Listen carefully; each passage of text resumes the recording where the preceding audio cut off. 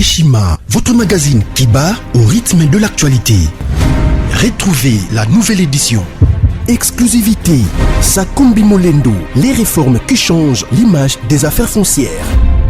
Après avoir posé le diagnostic de plusieurs maux qui nécessitaient une thérapie appropriée, le ministre des Affaires foncières, Sakumbi Molendo, a proposé à ces secteurs agonissants un traitement des chocs basé sur 3 objectifs. Donner un nouveau souffle à travers des réformes, un mandat sous le régime du renouveau. Des innovations et réformes audacieuses, les cadastres fonciers numérisés et des titres immobiliers sécurisés. Et le lancement des projets modernes, les actions du ministre Aimé Sakumbi Molendo visent à faire du ministère des Affaires foncières l'un des plus grands contribuables au trésor grâce à la fin du coulage des recettes foncières.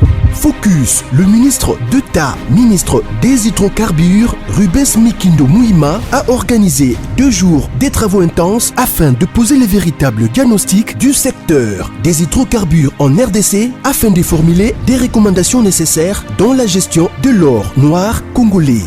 Découverte, Jean-Michel Samalou Kondé, le nouveau chef des gouvernements qui travaillera en harmonie avec le président Félix Tshisekedi.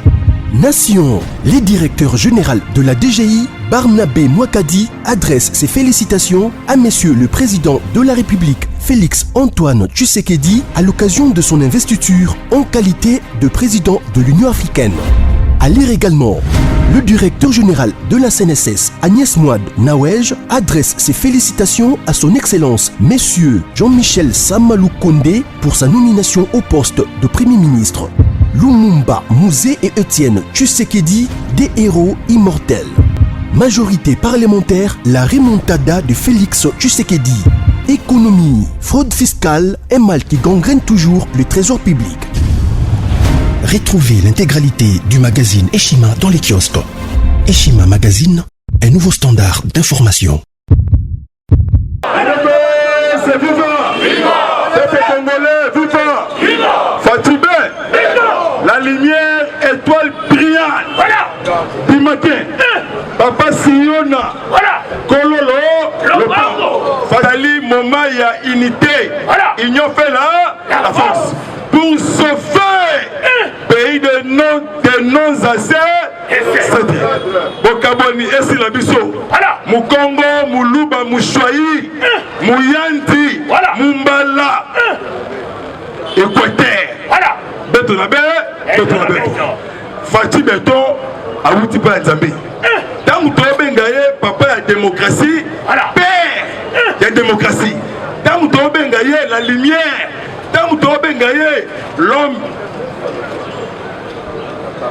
L'homme du peuple congolais, il est positif. Actualité s'est dominée sur arrestation. Il y a Caleb Mouton. L'Obina soir, procureur général auprès de la cour d'appel Gombe Kinshasa, à vue de recherche. L'Obina soir, Baluka, les tout-puissants Okejas. Caleb Mouton, Baluka, Caleb Mouton partout. Place Abatami, Kangaye, Bendaye, Patitaï, Nabolo. Caleb Mouton a qui me parlait l'homme de soir. Azan la commune à Ngalema, na quartier joli pas. Procureur, à Tindakiba militaire, à Seclé, Ndakuya, Caleb Mouton. Caleb Mouton a bengi Hippolyte Kanambe téléphone soit était soit Milou. A Monique jet de l'air. Et comme il dit, si Caleb Lelo, Bako Kangaye Ndenge Bakangaki, Masaro, Neve ya Kamer et loi Kaningile. Il est principe. FIFA. Tobo ite élection, ton début élection, mais avant élection, récent, vieux Congolais, na étranger, l'homme na 12 heures, ensuite directeur général, il y a Onib, papa Richard Ilunga, mon maman, alors il a déjà pris, ma machine est à ressassement et Kobanda avant élection, et qu'aussi en 2022. Après que l'élection, ce qu'on ressassement en gros, malembe. Bon côté, parce que article 70, alinéa 2, hein? Voilà. Le président reste en fonction jusqu'à. Voilà.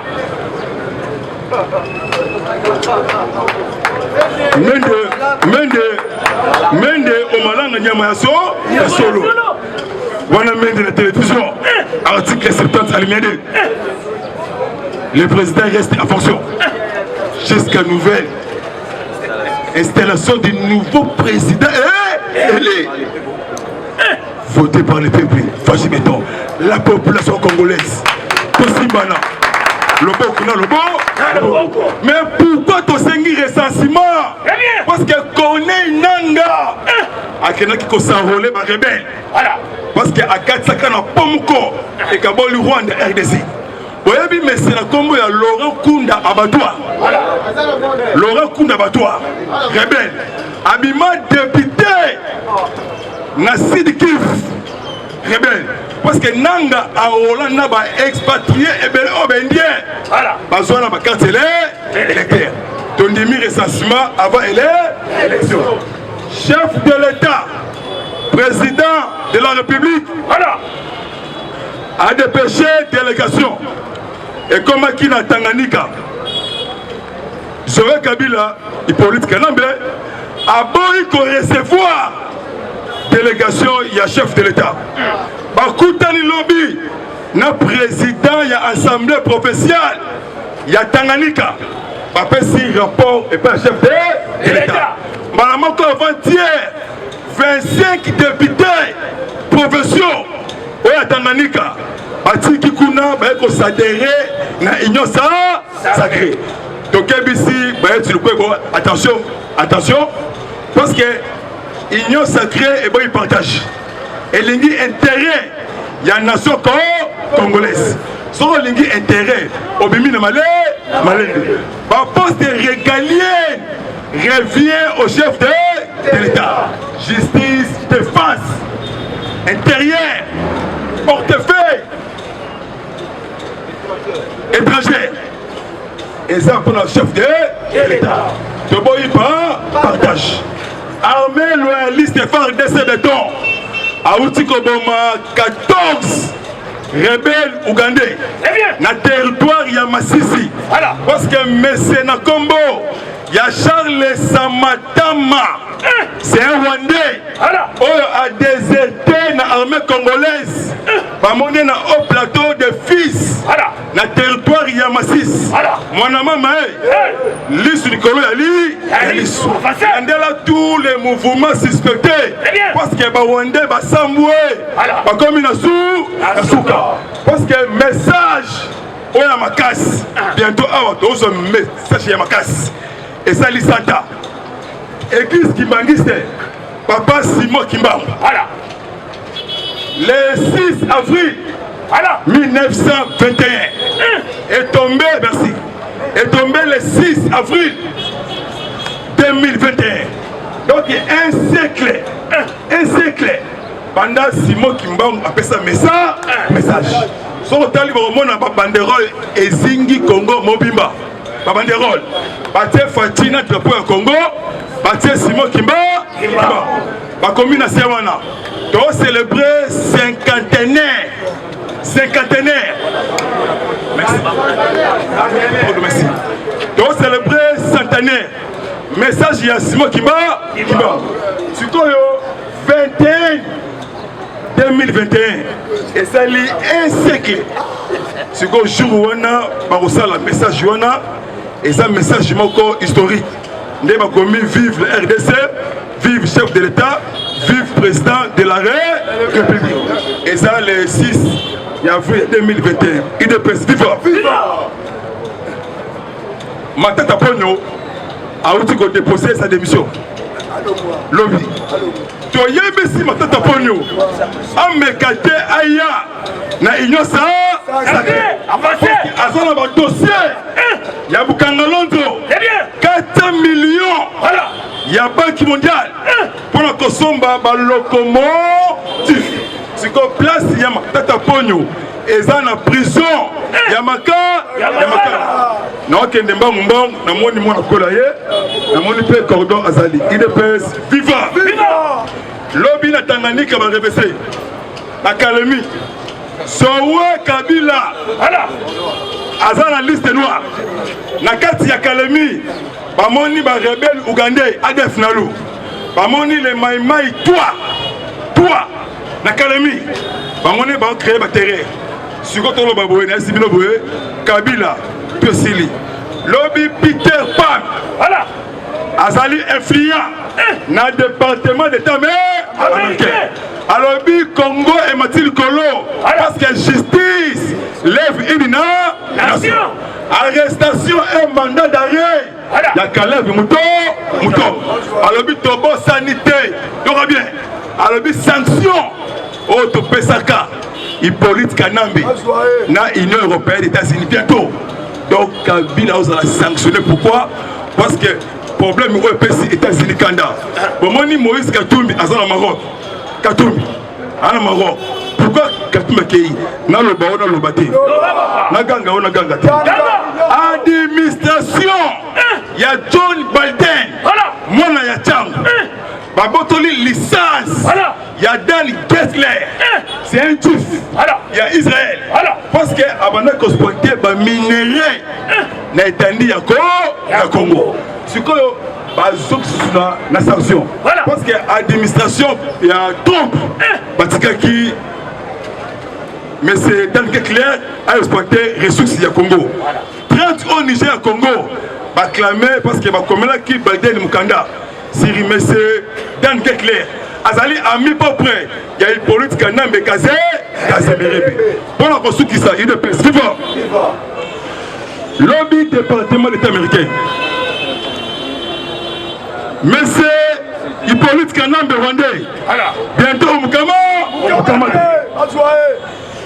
batali na kati ya Congo groupe ADF Nalu et ba rebelle ougandais ADF Nalu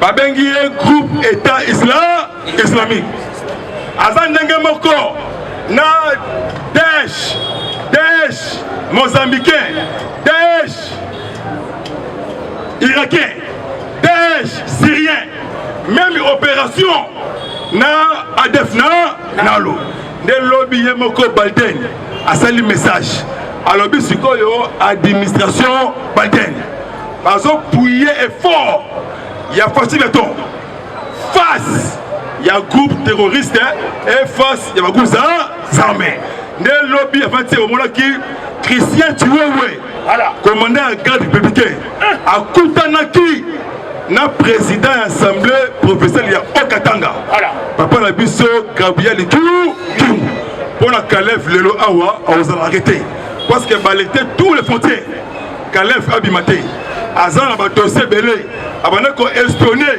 chef de l'État dans tous les voyages chef de l'État en 2018 2019 20 c'est que Calef Azali émissaire il y a Hippolyte pour détruire le peuple congolais nakati awa bande kobaloba natike la cordon l'obné s'habite aux hôtels belé merci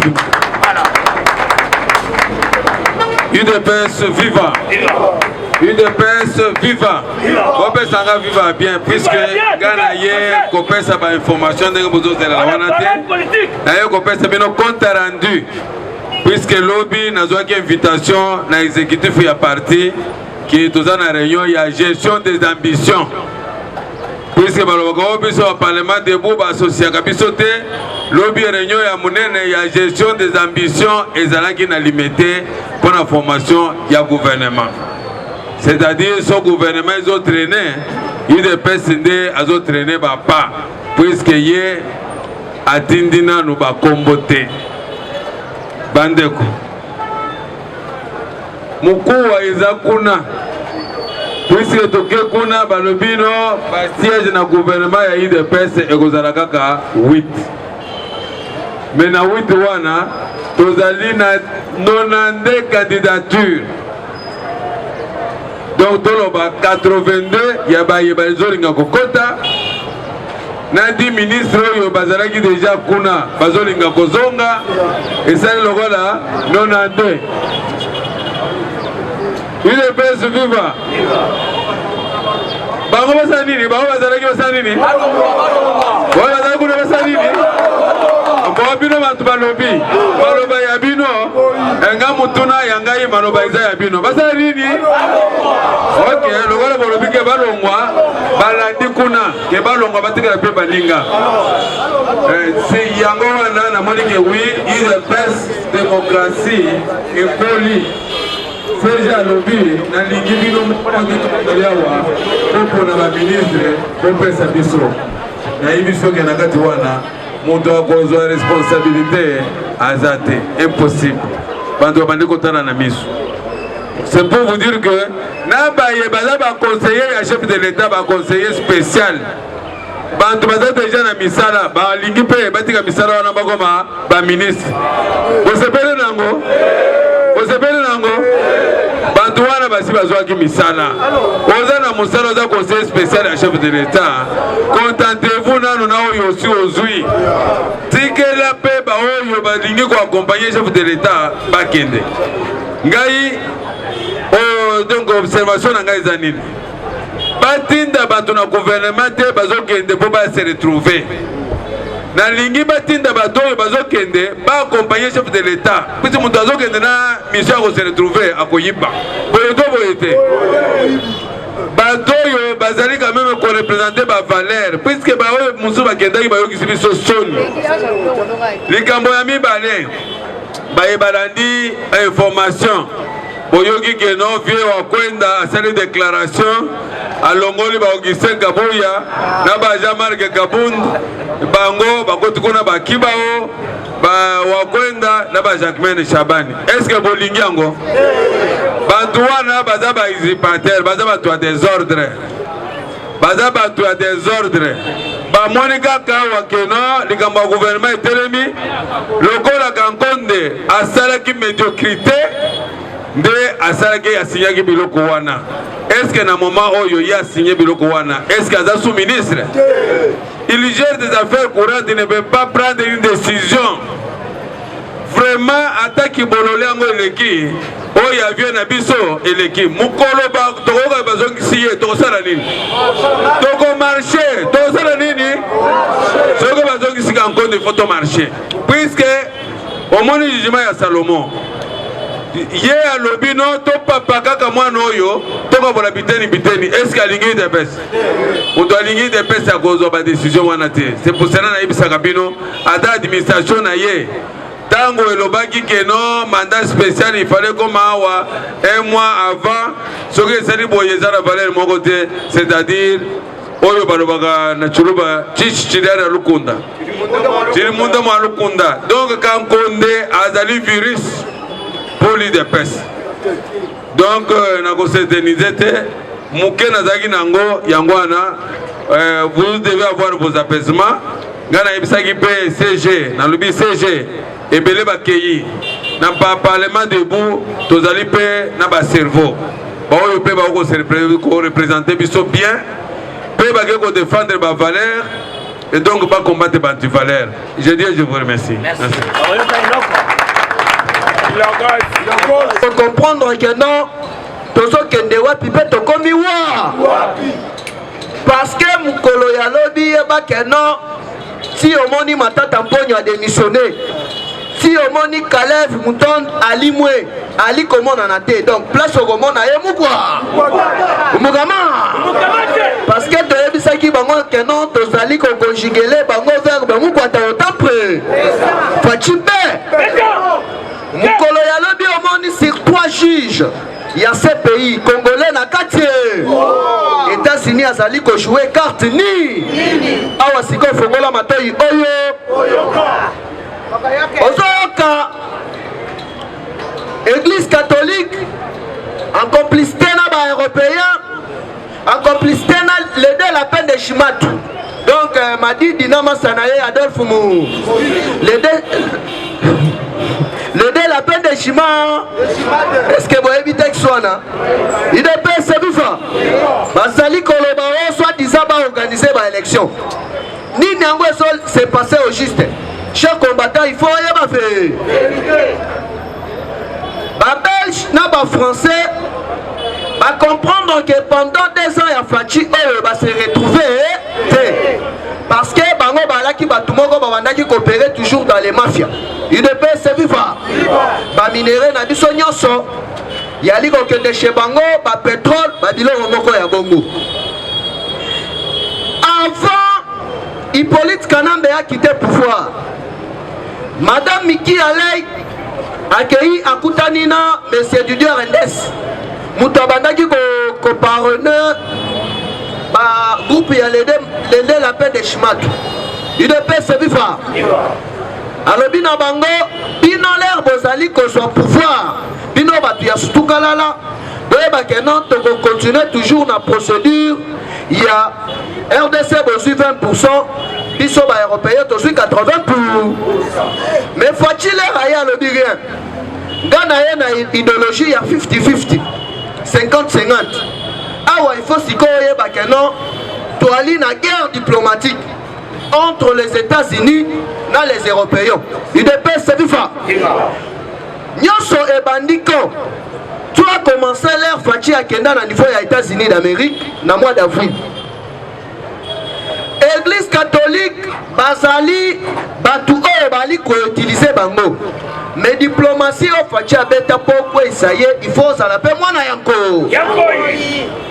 Au moment qui dormait, nani au courant il y a mandat chef de l'État a effectué qui voyage dans le niveau de Vatican. Avant-hier, pape François a sali déclaration. Alobi, dès sali wana, église catholique, il faut s'occuper uniquement na makambu ya église. Makambu ya politique, kokota yango atambu kolomoko. Na sali commettre ba cardinaux, ba évêques, nyoso catholique partout dans le monde. Plus précisément dans la République démocratique du Congo. Nous akokota lisusu makambo ya politique toko écarté yande.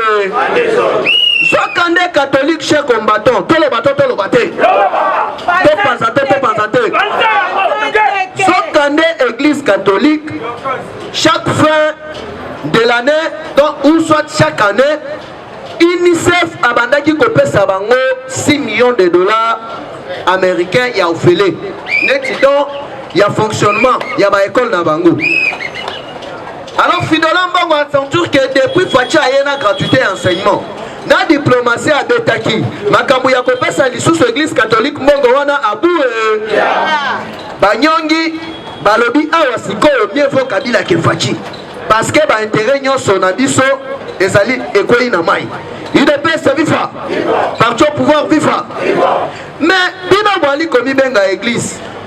Boni mutu oyo ayena idéologie ya commettre en place gratuité enseignement pour combattre ye. Pour na ba propre intérêt na dino. UNICEF fatali ke bato basalaki baliko. Bunga makambo lisusu ya 6 millions de dollars à boué.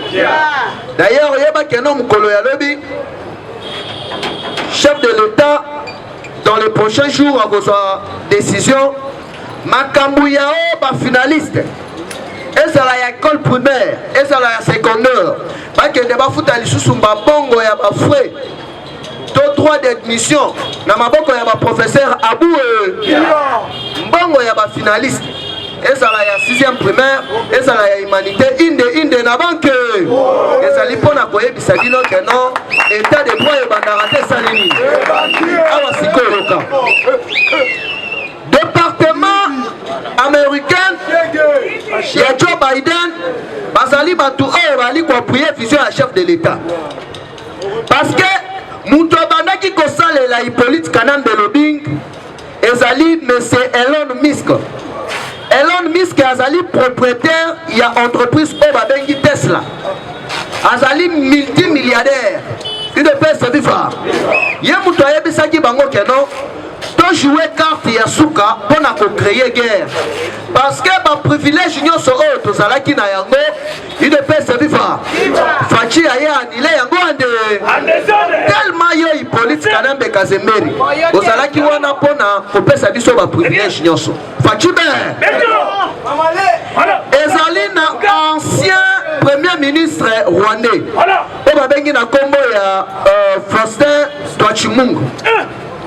Azalaka ancien premier premier ministre na époque en 1994 auti kosala ba révélation moko troublante alobi Hippolyte Kanambeler a intégré l'armée rwandaise en 1994 azalaka na kati ya service ya renseignement alors que l'air ezali na kati ya service ya renseignement ya Rwanda c'est là ba pacte na bango oyo basigna okokite ata mokolo moko te mais bango va se faire tromper par des multinationalistes va imposer Hippolyte Kanambe na RDC siko mutu oyo azalaki mokonzi ya ba multinationaliste nyonso ezali ancien premier ministre britannique oyo babengi na kombo ya Tony Blair UDPS viva Tony Blair na faci mama na memo akamati ba secret nyonso ndenge Rwanda bandaki kofonctionner Uganda na Burundi na maboko ya faci pe akamati yango na kati ya conseil ya sécurité awa sikoyo nini yango ekolekana toloba te RDC nanu tokokoma na kati ya conseil ya Nations Unies neti pays membre otokozala tokokota na cour de grand UDPS viva oko comprendre sikoyo force ya diplomatie ya facibe Tony Blair c'est parmi batu oyo apesaki idée na Paul Kagame ya keno Rwanda elongwa pays francophone et comme un pays anglophone pour faciliter bango ba multinationaliste mafieux ba banda koya copier ba ressources na biso politique nini États-Unis to stratégie nini va mettre en place pour fragiliser Hippolyte Kanambe ya liboso na mukolo ya lobi oyoki déclaration ya États-Unis d'Amérique va considérer ADF neti dech donc neti groupe ya ba terroriste alors que na voyage ya Hippolyte Kanambe Kazembere na niveau ya Dubaï et kendaki azwa contact na ba multimillionnaire oyo bakobanda toujours kofinancer ba ADF binduki mais bino batu bwali na kati ya nzambe binduki wana bozolaka yango wa ba mettre stratégie moko en place Kabila na tournée diplomatique au Salaki l'air à longue na niveau ya Dubaï en se rendre Balamoko na niveau ya Harare na Zimbabwe UDPS viva alors ezana ba minduki o ba sombaki na niveau ya Serbie frauduleusement voilà qui est na Harare de Harare eke na Kenya eye wana ba ekeke eye Harare koti Kenya alors que Uhuru Kenyatta président ya Kenya na faci mama na memo a dépêché émissaire na ye na République démocratique du Congo minduki wana ndenge tosolo bana bino wa mukama na conteneur ba komi destination na yango ezalaki la Tangani alors que na kati ya Assemblée nationale na biso yalaki na balwa oyo ba veriaki keno clan Kabila bakosambisa bango ata mukolo moko faci aye na oto bengi consultation eboteli biso inyosa lelo Janine Mabundi liba ilukamba liba Alexis Tambomamba liba tombola loko kokanga ba ndenge toali koloba awa balwa nyonso wana l'air makambo ezali kobanda l'air gouvernement ezali kobima balwa nyonso wana na maye alors il faut déjà kodeboulonner clan Kabila parce que ba masque kokweya makambo ya ba militaire parlementaire aboué yango sikoyo oyokaki mukolo ya lobi Zoé sur 28 députés provinciaux 20 baupute pona kokwesa yande nyonso wana ezali pona koyebisa bino keno à bientôt justice ezobanda musala na ya awa sikoyo ka na niveau ya CPI ezalaka na ba juge moko bazalaka 3 oyo banomaka bango bazalaka na mandat ya 4 ans na kati na bango banome ndeko na biso congolais azali wana pona kolandela makambo de plus près Hippolyte Kanambe bileki ebiko ya libo nani comme on a un vice-président Baliboso histoire Antoine Kessiambe Mindwa. Il est bien Viva. Comment on a eu Yangwana. Donc Ndoi a Fatime. Baché Nakati a CPI. Les 15 awa Madame Fatous Ben Souda Oya Salaki proche à Hippolyte Kanam de Liba. États-Unis Sikoyo, il faut aller de la mafia nyoso Oyo Bapie minéraux ya République démocratique du Congo. Alors Sikoyo Bakomi ko collaborer na ancien premier ministre britannique Obabengi na Congo ya Tony Blair. Azalaka na ONG na ye ya ba investissement na ya ko financer ba partenariat. Yesiko onde ayebi schéma nyonso ya ba multinationaliste ba payer ba ressources na biso ande. UDPS Viva. D'ailleurs, ezali na groupe ya ba expert ya fondation ya Tony Blair o bazali déjà na kati ya présidence. O bazali ko travailler na Fatime. De Oyoki Dan Jofler oyo azalaki proche ya Hippolyte Kanambe bazongisia lisusu na liste noire ya bato oyo bazalaki na basanction ya États-Unis na kati wana kombo ya Hippolyte Kanambe eza kombo ya Katumbi eza oyo bango balukaki bakosilisa ya facha yebisaki bango deja kisalu meba mevukolo ya lobi Kalef porte dispar yo mibengaki tout puissant kimelini abengi Hippolyte Kanambe chombo soit tente somi UDPS Viva. Papa Tshisekedi aloba na Belgique na France bakotala la Congo na faire na minute troyo bazoye bate bakobandela wa parce que porte-parole ya Maison Blanche mukolo ya lobi alobi boy voilà John Crespin biso États-Unis d'Amérique UDPS Viva pour organiser ba élection na RDC il faut tokende nanu na resa tokende nanu na ida parce que Congolais ye moko na kati ya mboka na ye azali sampa mais boni Congolais na mboka na ye azala sampa alors que Belgique carte bazali ko jouer ezali la gouvernement ekobima ba desi ya union sacrée bakende basangana na lede la peine de Chimatu madidi na masana ye muzi na catholique babanda kosala soi-disant ba marche l'air la police ekozala corrompu l'air ba continuer sur population et comme Oteno Fachi a commis koboma bato parce que posa na bango ezali basali Fachi sur le plan diplomatique parce que bakena ba plan nyonso ba plan na bango tout na maye mais tozali commettre en garde l'aider la peine de Chima mutoko sala erreur au marche ya élection biso tosali marche ya resa marche ya identificat biso na bango lisi likolo ya li bango nyonso bakotuna ngula boya ngata saini alobi tuna me alobi na bango nini gaina binolo merci vraiment mon colis. Eshima, votre magazine qui bat au rythme de l'actualité. Retrouvez la nouvelle édition. Exclusivité, Sakombi Molendo, les réformes qui changent l'image des affaires foncières. Après avoir posé le diagnostic de plusieurs maux qui nécessitaient une thérapie appropriée, le ministre des Affaires foncières, Sakombi Molendo, a proposé à ces secteurs agonissants un traitement des chocs basé sur 3 objectifs. Donner un nouveau souffle à travers des réformes, un mandat sous le régime du renouveau. Des innovations et réformes audacieuses, les cadastres fonciers numérisés et des titres immobiliers sécurisés. Et le lancement des projets modernes, les actions du ministre Aimé Sakombi Molendo visent à faire du ministère des Affaires foncières l'un des plus grands contribuables au trésor grâce à la fin du coulage des recettes foncières.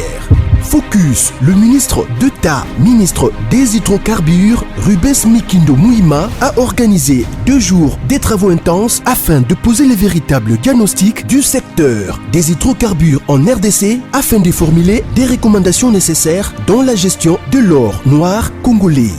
Découverte, Jean-Michel Samalou Kondé, le nouveau chef des gouvernements qui travaillera en harmonie avec le président Félix Tshisekedi.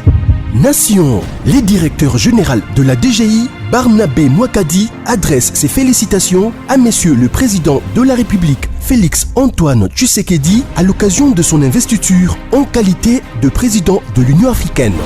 À lire également, Le directeur général de la CNSS, Agnès Mouad Nawej, adresse ses félicitations à son Excellence, Monsieur Jean-Michel Samalou Kondé, pour sa nomination au poste de Premier ministre. Lumumba Mouzé et Étienne Tshisekedi, des héros immortels. Majorité parlementaire, la remontada de Félix Tshisekedi. Économie, fraude fiscale, un mal qui gangrène toujours le trésor public. Retrouvez l'intégralité du magazine Eshima dans les kiosques. Eshima Magazine, un nouveau standard d'information.